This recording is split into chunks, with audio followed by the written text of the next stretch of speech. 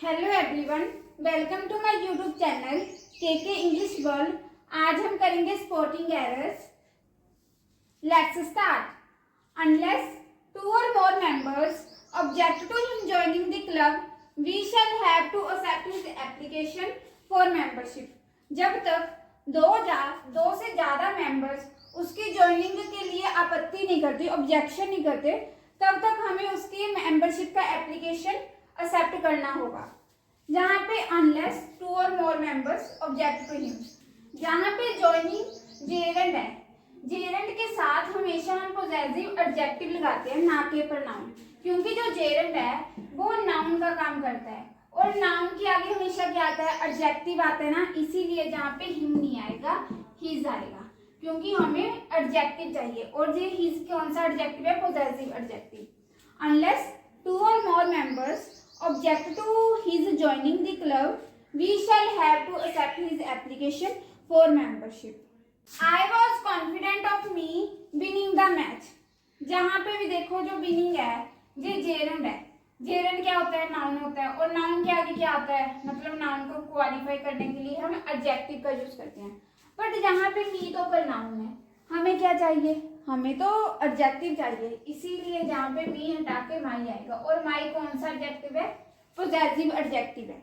I was confident of my winning the match. हमेशा gerund के आगे कभी भी ऑब्जेक्ट फॉर्म ऑफ प्रोनाउन, जहाँ फिर पॉजेसिव प्रोनाउन नहीं आता, हमेशा एडजेक्टिव आता है। Put you in my position and you will realise the problems faced in my profession. जहाँ पे पुट के साथ योर सेल्फ आएगा, क्योंकि हमने जहाँ पे रिफ्लेक्सिव प्रोनाउन का यूज करना है। जहाँ पे योर सेल्फ का मतलब क्या हो गया, अपने आप को मेरी जगह पे रख के देखो, फिर तुमको पता चलेगा कि मेरे प्रोफेशन में क्या क्या प्रॉब्लम है।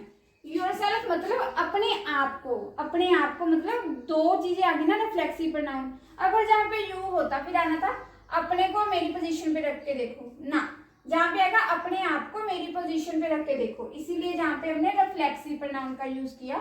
Put yourself in my position and you will realise the problems faced in my profession. Instead of laying off the workers, the company decided to ask them avail voluntary retirement. कुछ ऐसे words होते हैं जिसके बाद हमेशा reflexive pronoun का use होता है। कौन से ऐसे वर्ड्स होते हैं, एक तो अवेल हो गया, जहाँ पे एक तो अवेल हो गया, अवेंज हो गया, उसके बाद अडेप्ट हो गया, फिर अवर्ट, एक्विट। और कौन से वर्ड्स होते हैं, avail, avenge, adapt, avert, equity, reconcile, reconcile. और कौन से होते हैं, एब्सेंट और रिजाइन। इन सब के बाद हमेशा रिफ्लेक्सिव प्रोनाउन का यूज होता है। और जहाँ पे अवेल के बाद कौन से रिफ्लेक्सिव प्रोनाउन का यूज होगा, हम वर्कर्स की बात कर रहे हैं। वर्कर्स क्या है, प्लूरल है ना, इसीलिए जो रिफ्लेक्सिव प्रोनाउन आएगा वो भी प्लूरल फॉर्म में होगा। The company decided to ask them, them आ गया ना, इसीलिए जहाँ पे आएगा अवेल देमसेल्व्स, अवेल देमसेल्व्स। उसके बाद प्रेपोजिशन आएगी of. Instead of laying off the workers, the company decided to ask them to avail themselves of voluntary retirement. जहाँ पे avail के बाद रिफ्लेक्सिव प्रोनाउन आएगा, किसके अकॉर्डिंग आएगा, जो उसका मतलब आगे जो देखना है कि प्लूरल है कि सिंगुलर है। जहाँ पे द वर्कर्स प्लूरल था और कंपनी ने डिसाइड किया उनको पूछने का, इसीलिए आस्क देम, देम के अकॉर्डिंग आएगा themselves, उसके बाद ऑफ प्रेपोजिशन आएगी। Owing to me being a newcomer, I was unable to get a good house. Newcomer होने की वजह से मैं मतलब अच्छा घर लेने में अनेबल रहा। जहाँ पे बीइंग क्या है, जेरेंड है। हमने पहले भी सेंटेंस में देखा था कि जो जेरेंड के आगे है हमेशा एडजेक्टिव आता है, ना कि प्रोनाउन। इसीलिए जहाँ पे मी नहीं आएगा, माई आएगा। माई क्या है, possessive adjective. Owing to my being a newcomer, I was unable to get a good house. मतलब मैं नया होने की वजह से अच्छा घर नहीं ले पाया। Krishna ran to the nearing grocery store to buy biscuits as his parents were expecting guests. जहाँ पे कृष्णा रैन वर्ब की सेकंड फॉर्म है, पास्ट में है। कृष्णा स्टोर था वहां को भागा बिस्किट लेने के लिए, क्योंकि उसके पेरेंट्स को लग रहा था कि गेस्ट आने वाले हैं। जहाँ पे ran to the nearing grocery store, जो नियरिंग है ये कभी भी आईएनजी फॉर्म में नहीं आता, जहाँ पे आएगा सबसे पास वाले ग्रोसरी स्टोर में, इसीलिए जहाँ पे जा तो आएगा नियरेस्ट ग्रोसरी स्टोर, या फिर पास वाला नियर बाय, इन दोनों में से एक आएगा। नियरिंग जहाँ पे आईएनजी फॉर्म नहीं आएगी। Krishna ran to the nearest या फिर nearby grocery store to buy biscuits as his parents were expecting guests. She was wearing a woolen red pretty wedding gown. जहाँ पे एरर कहाँ पे है, जहाँ पे सीक्वेंस ऑफ एडजेक्टिव्स में एरर है कि हमने सीक्वेंस वाइज नहीं लगाया इसको। इसका सीक्वेंस क्या होता है, पहले आता है नंबर, फिर आता है ओपिनियन। सबसे पहले अगर हमने सीक्वेंस में लगानी ना एडजेक्टिव्स, बहुत देखो जहाँ पे 1 2 3 4 एडजेक्टिव है और एक नाउन है। अब सीक्वेंस ऑफ एडजेक्टिव्स क्या होगा वो लिखो। पहले सबसे पहले हम नंबर देखते हैं, फिर हम ओपिनियन देखते हैं, ओपिनियन के बाद साइज, साइज के बाद एज, एज के बाद शेप, शेप के बाद इमोशन, उसके बाद कलर, और उसके कलर के बाद ओरिजिन, ओरिजिन के बाद मटेरियल, और उसके बाद पर्पस। इस सीक्वेंस में देखते हैं कि एडजेक्टिव्स आएंगे। अब देखो सबसे पहले नंबर आएगा, जहां पे नंबर है कहीं पे नहीं है ना। उसके बाद आएगा ओपिनियन, जहां पे ओपिनियन क्या है, प्रीटी, मतलब सबसे पहले ओपिनियन है ना प्रीटी। उसके बाद साइज, साइज भी नहीं है जहां पे, फिर age no, shape no, emotion no, उसके बाद कलर, फिर आएगा कलर।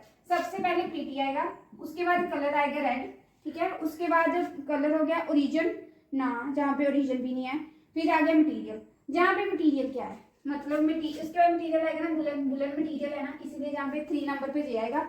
उसके बाद वेडिंग गाउन, जहाँ पे गाउन किस चीज के लिए, वेडिंग के लिए ना, ये पर्पज हो गया। मतलब इस सीक्वेंस में एडजेक्टिव्स आएंगे। हमेशा इसको याद रखने के लिए हम लिख देते हैं NOSASCOMP, N number, O opinion, S size, A age, S shape, E उसके बाद C colour, O origin, M material, P purpose, ठीक है। इसीलिए इसका सीक्वेंस क्या आएगा, शी वॉज वेयरिंग आ, जहां पे लिख देती हूँ इसको इरेज करके, she was wearing a pretty, pretty यहाँ पे क्या है, ओपिनियन है। उसके बाद रेड कलर, उसके बाद मटेरियल की बात करेंगे, मटेरियल कौन सा है, वुलन का, वुलन।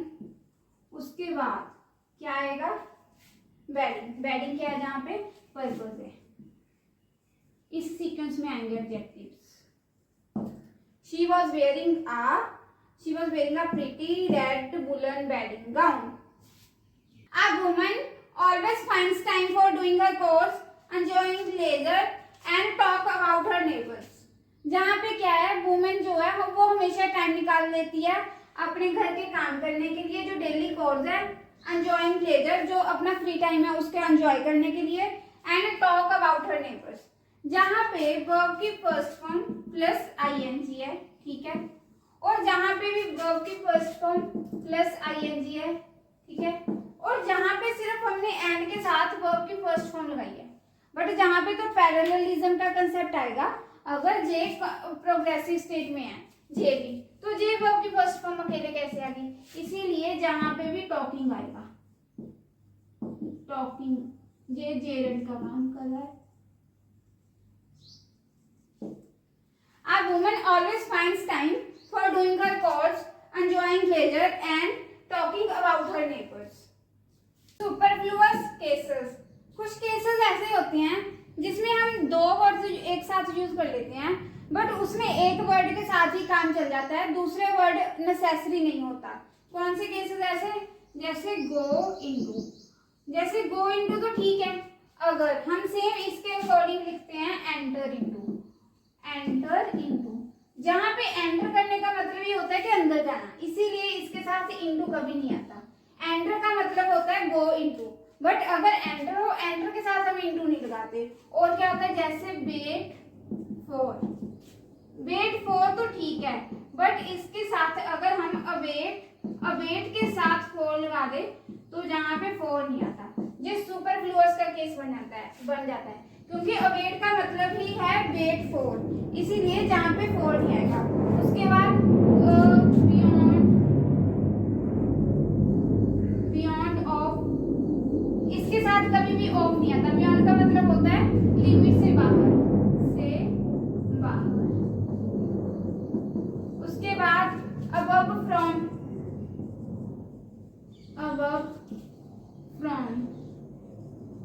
above के साथ कभी भी from नहीं आता, इसका मतलब होता है से ऊपर। ask for का मतलब होता है किसी चीज के लिए डिमांड करना। अगर हम डिमांड के साथ for लगाए तो ये सुपरफ्लुअस का केस हो जाता है। डिमांड के साथ कभी भी for नहीं आता। और क्या होता है, से टू, इसका मतलब होता है टेल। अगर टेल के साथ टू लगाए तो ये एरर हो जाता है। कभी भी अगर सेंटेंस में टेल के साथ टू हो, टोल्ड के साथ टू हो, तो वहां पे एरर मार्क कर देना, क्योंकि इसके साथ कभी भी टू नहीं आता। For example, I am waiting for you. जहां पे मैंने वेटिंग के साथ फॉर लगा दिया, ठीक है, कि मैं आपका वेट कर रहा हूं। अगर जहां पे the result is being awaited for by us, जहां पे मैंने अवेटेड के साथ फॉर लगा दिया, क्योंकि मैंने देखा कि वेटिंग के साथ मैंने फॉर लगाया, ठीक है, बट जहां पे एरर होगा अवेटेड के साथ कभी भी फॉर नहीं आता, जो सुपरफ्लुअस का केस बन जाता है। इसीलिए जहां पे क्या आएगा, the result is being awaited by us. Although these books are not useful, but the students buy them because their seniors did so. हालांकि जो बुक्स थी वो यूजफुल नहीं थी, फिर भी स्टूडेंट्स ने वो बुक्स बाय कर ली। क्यों? क्योंकि उनके सीनियर्स ने भी ऐसे किया था। इसीलिए जहां पे आल्दो के साथ कभी भी बट नहीं आता, आल्दो के साथ हमेशा जेट आता है। Although these books are not useful, yet, फिर भी the students buy them because their seniors did so.